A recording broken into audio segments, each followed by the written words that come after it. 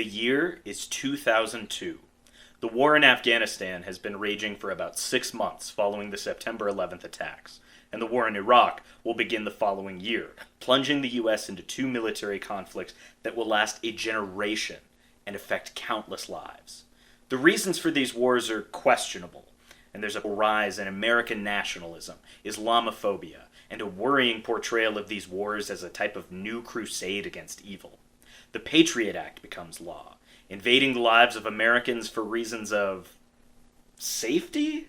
And punk music, an often explicitly leftist musical project, responds. Much of the decade is about to be spent railing specifically against the Bush administration and the aforementioned wars. NoFX will release The War on Errorism the following year, featuring Bush 43 in clown makeup on the cover, and most of the songs on the record are critiquing his administration and current American culture.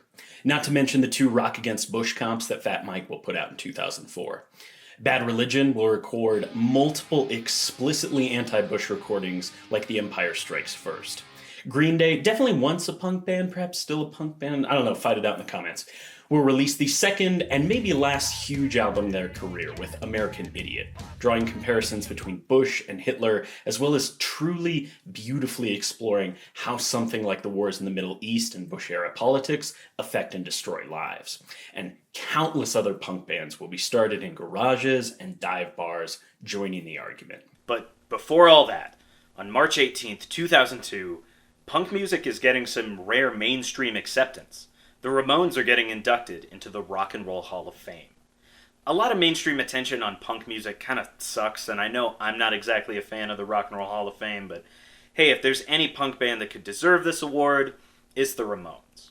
It's a unique opportunity for some down and dirty, real bad New York dudes to speak some truth to power, for some punks to use a huge platform to make a statement, and Johnny Ramone finishes his acceptance speech with exactly that. God bless President Bush and God bless America. Wait. What?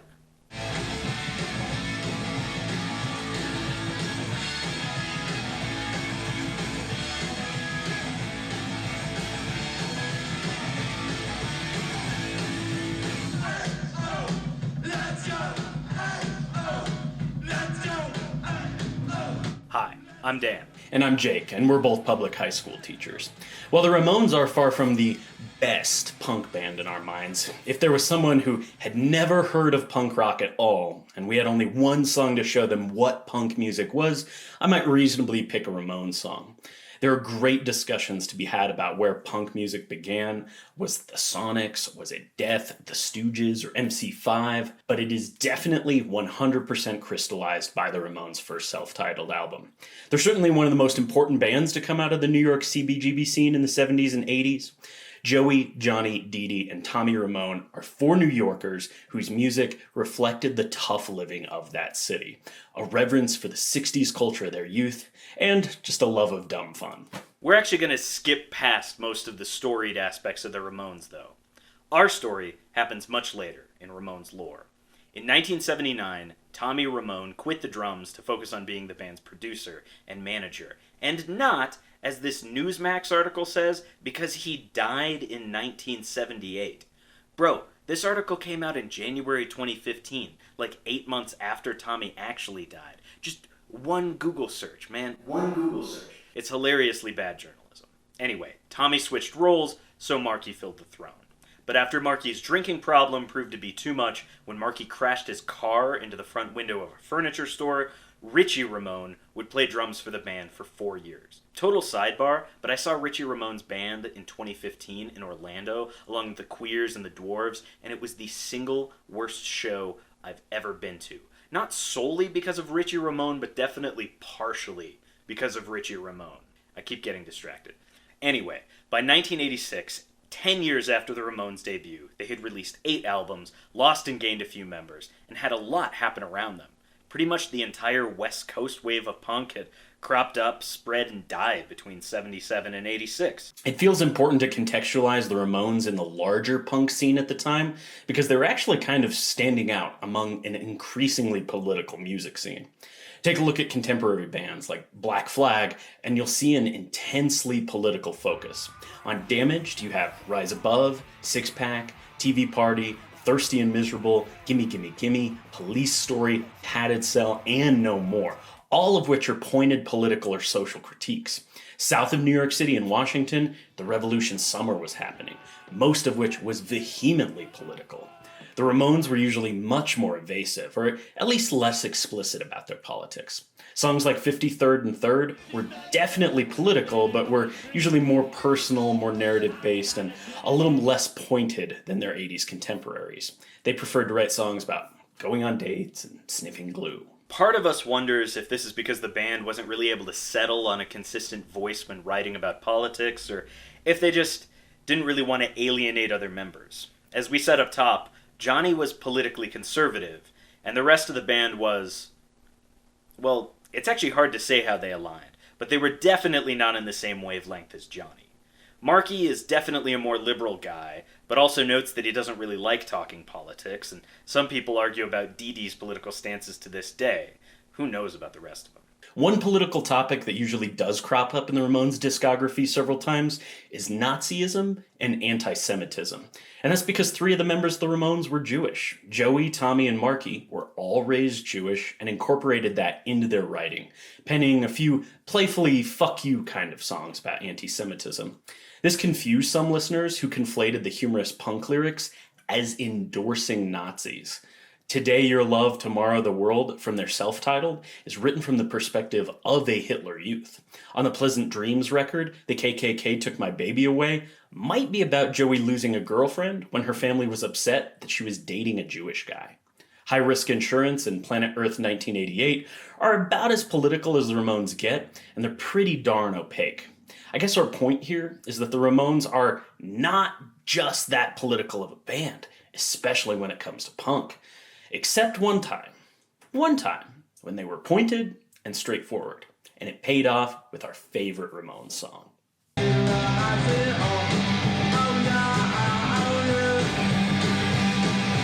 Ronald Reagan was a Hollywood actor who began appearing in films in the late 1930s and acted until the early 60s. His last movie was released in 1964, and he mostly lived a quiet life after that and didn't do much of consequence. Do we really need to explain who Ronald Reagan is? President of the United States from 1981 to 1989, Reagan was a former Hollywood actor turned politician who was and still is one of the most respected and central cultural figures of the 80s.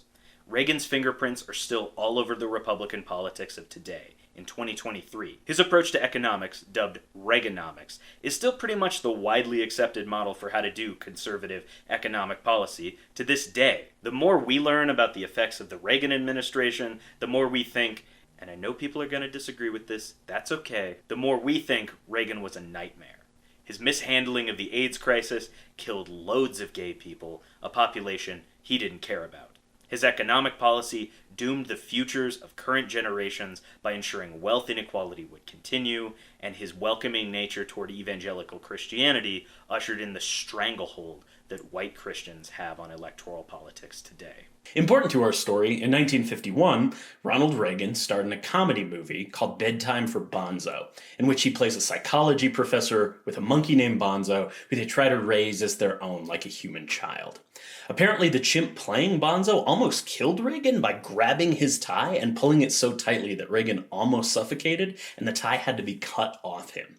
Bedtime for Bonzo is pretty cute and lightly funny, but otherwise it's pretty forgettable. It had a sequel, though, entitled Bonzo Goes to College, which Reagan wasn't in because he found the premise unbelievable. And he was right. If Bedtime for Bonzo was silly, Bonzo Goes to College is just outright stupid. But we love the first line of the Wikipedia plot summary. Former lab chimpanzee Bonzo, suddenly literate, runs away from a carnival slideshow. In this one, Bonzo joins a college football team to help him win the big game, and saying it out loud makes it sound like there's no way it's a real movie. It's a different chimp in the sequel because the first one died in a fire. The Bonzo movies seem like they were popular fodder for anti-Reagan songs, specifically from punk bands, because parodies of the title were used for a Damned song, Bad Time for Bonzo, a Jerry Harrison song called Bonzo Goes to Washington, and a Dead Kennedys tune called Rambozo the Clown. And of course, it was used for our favorite Ramones song, My Brain is Hanging Upside Down, parentheses, Bonzo Goes to Bitburg. The Ramones wrote that song responding to a very specific incident, the Bitburg controversy. In May of 1985, to mark the 40th anniversary of the end of World War II, President Reagan was making a trip to Germany, West Germany at the time. The purpose of the trip was not only to observe an anniversary, but to also note how two former enemies were now some of the closest allies. As part of this trip, Reagan would be visiting a German military cemetery in Bitburg, which was near the German border to Luxembourg. The planned visit involved going to the Kolmischoa Cemetery, which had been visited by Reagan's Deputy Chief of Staff, Michael Deaver, prior to the president's visit. Reagan's administration considered visiting a concentration camp, but initially decided not to. White House Press Secretary Larry Speakes said at the time that he thought both American and German soldiers were buried in the Kolmischoa Cemetery, but there were no Americans buried there. They had been disinterred long before and moved to American soil. The real problem was that there were 49 graves in this cemetery for members of the Waffen-SS. The Waffen-SS, or Armed SS translated to English, were not just lowly soldiers conscripted out of their towns to defend their home. They were members of the SS, a select group who swore allegiance to Adolf Hitler alone. They were instrumental in the Nazi Party's rise to prominence by carrying out the Night of Long Knives, in which they assassinated political opponents. They tried to suppress the Warsaw Ghetto Uprising, and the Nuremberg trials handed down the verdict that the Waffen-SS were responsible for the concentration camps and extermination camps, complicit in Nazi human experimentation, and played a paramount role in the extermination of Jewish people in the Holocaust. They were the epitome of Nazism. Damn. This video is going to get buried by YouTube because of all those words I just said, isn't it? So I want to be clear that prior to the visit, Reagan's team knew that there were no Americans in the cemetery. Reagan's team knew that the remains in the cemetery belonged to the Waffen-SS, and Reagan decided to go anyway. The president defended the decision to go through with the visit by saying these SS troops were the villains, as we know, that conducted the persecutions and all. But there are 2,000 graves there, and most of those, the average age is about 18.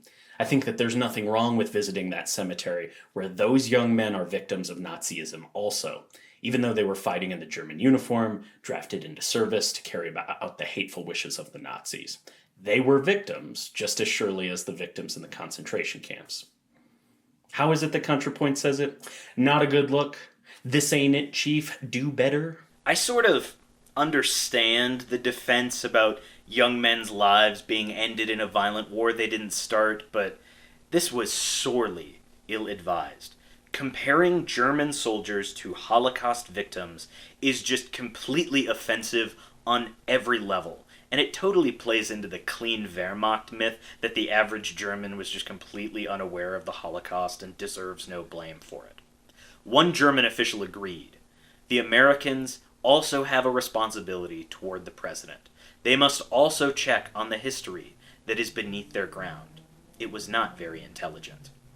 Reagan seemed driven a lot more by a need to not disappoint the bureaucrat hosts in Germany, rather than consider the well-being or response of the people he was representing. He did also visit Bergen-Belsen prior to the ceremony, which is the concentration camp in which Anne Frank died. Reagan's visit to the Kolmischoa Cemetery was short, only about 8 minutes, but it did include a few protesters in person. Back home, America was watching. The Ramones were observing from New York, and within about 1 month of the visit they had a new single entitled Bonzo Goes to Bitburg, with the title playing on the Bonzo movies of the 50s. Who actually wrote most of the song is disputed by the parties involved, with most people attributing it to singer Joey Ramone. Joey said that it felt like Reagan just sort of shit on everybody, and we had watched Reagan going to visit the SS cemetery on TV and were disgusted. We're all good Americans, but Reagan's thing is like forgive and forget. How can you forget 6 million people being gassed and roasted? Some people claim it belongs to Dee Dee Ramone, and some say it belongs to Jean Beauvoir, a member of the Plasmatics who was producing the Ramones album and was a key part. We're ever so slightly too inclined to believe that it was probably Joey's song, especially since he seems to have had the most say in interviews like, what Reagan did was fucked up. Everybody told him not to go, and his people told him not to go, and he went anyway. How can you fucking forgive the Holocaust? How can you say, oh, well, it's okay now? That's crazy. Johnny Ramone was not pleased. He hated the song, insisting that they didn't play it live, that they changed the title from Bonzo Goes to Bitburg to My Brain is Hanging Upside Down, parentheses, Bonzo Goes to Bitburg, and that Reagan was the best president of his lifetime. Dee Dee stood up to him, saying that this was one of the first political statements the band had made that allowed people to see that they weren't right-wingers, especially after having skinheads show up at their shows flying swastikas. If there are any other punks watching, you probably know that you can't let that stuff fly, or the Nazis learn really quickly who's okay with them being around. Now, the song itself is awesome. The Ramones were actually experimenting with a bunch of other genres at the time, so people who are familiar with just the Ramones hits might be surprised to hear that Bonzo is pretty much a straight power pop tune with bells and synths. It's recognizably the Ramones with the na-na-na choruses and quick pace, but its hook is about 100 times better than most of the tunes the band was putting out at this point. Even though the songs come from a place of such anger, it feels like the song goes out of its way to understand more than anything else. It's a pretty mournful request spoken to Reagan, just trying to figure out what he was thinking. Seriously, the message of the tune is pretty much a labored, I just don't get it, man. Bonzo was a critical success. It got named by some publications as one of the best singles of 1985. It also appeared on the soundtrack for the greatest film of all time, School of Rock.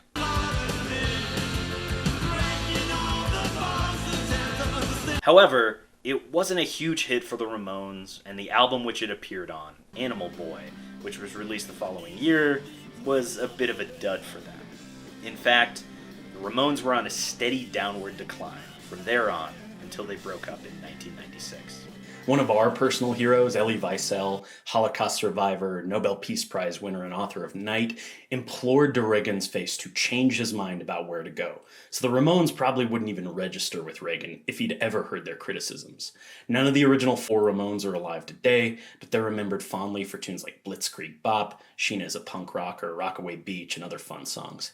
But perhaps they should be remembered, and maybe even given credit for some great writing, of tunes that do more than entertain. After you know where the Ramones had been, it's pretty unsurprising and honestly pretty harmless that Joey Ramone would give George Bush a shout during the Rock and Roll Hall of Fame induction. It's nice to know that the rest of the band probably bristled at that too. Thanks for watching today. We envisioned this video as a sort of sequel to our video on Elvis and racism entitled Rock and Roll, Race, and Elvis's Best Song, because we love almost nothing more than rock and roll music, and we want to tell the interesting stories behind songs that need a boost. If you dug it, please do the stuff that shows YouTube you like this video, like throwing us a like or considering subscribing. We'll see you again soon.